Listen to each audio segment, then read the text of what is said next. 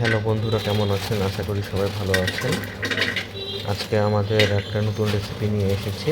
এটা হচ্ছে আপনার কুমড়ার বড়ি দিয়ে ইলিশ মাছ এবং সিম, আলু, বেগুনের ঝোল। সো আমরা এখন এখানে কুমড়ার বড়িগুলোকে একটা পাত্রে গরম তেলে এটাকে হালকা ভেজে নিব।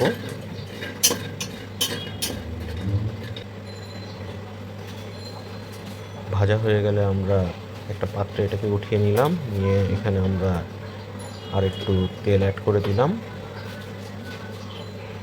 তেলে আমরা এখন পেঁয়াজ কুচি দিয়ে দিব, দিয়ে এটাকে আমরা হালকা ভেজে নিব।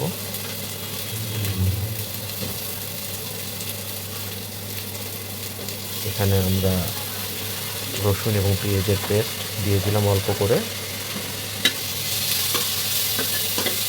দিয়ে আমরা আর একটু ভেজে নেব।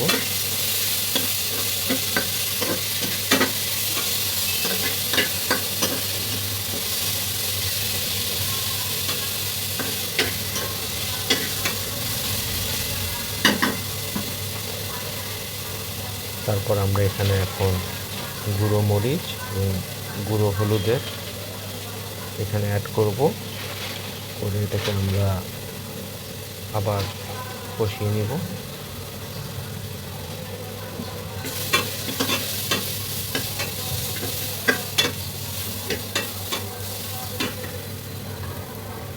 এখানে এখন আমরা হাফ কাপের মতো পানি অ্যাড করব, করে মশলাটিকে ভালো মতো কষিয়ে নিব। আবার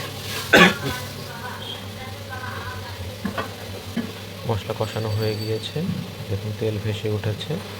এখন এই কষানো মশলার মধ্যে আমাদের কেটে রাখা কাঁচামরিচ এবং সবজিগুলোকে এখন আমরা এটার সাথে অ্যাড করব।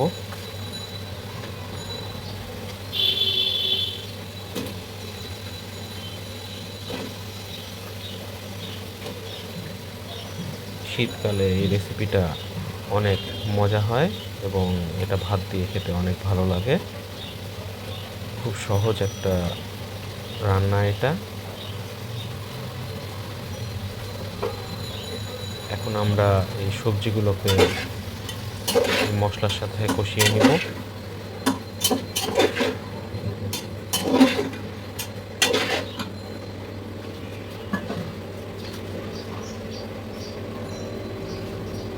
এখানে আমরা পরিমাণ মতো লবণ দিয়ে দিব,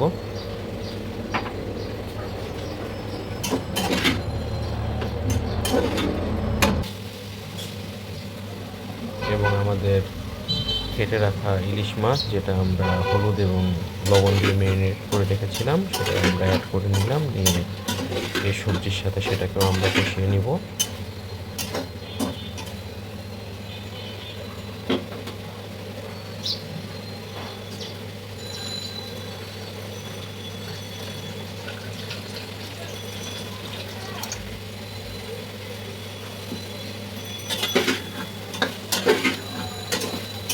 আমরা 2-3 মিনিট কষিয়ে নিব এভাবে।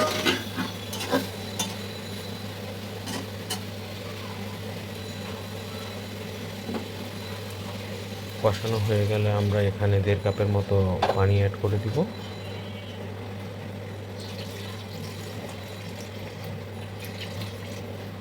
কারণ বেশি পানি এখানে অ্যাড করার দরকার নেই, সবজি এবং মাছ থেকেও কিছু পানি বের হবে। তারপরে আমরা এখানে ভেজে রাখা কুমড়ার বড়িগুলোকে দিয়ে দিব, এবং কুমড়োর বড়িগুলোকে সুন্দরভাবে আমরা যে পাত্রে এটা কুক করছি বিছিয়ে দিব, এবং এগুলোকে আমরা ঝোলের ভিতরে দিয়ে দেওয়ার চেষ্টা করব। তাহলে কুমড়ো বড়িগুলো সুন্দরভাবে কুক হবে। তারপরে আমরা একটা ঢাকনা দিয়ে এটাকে 10 মিনিটের মতো কুক করব। এই যে আমাদের এটা রেডি হয়ে গিয়েছে। ধন্যবাদ।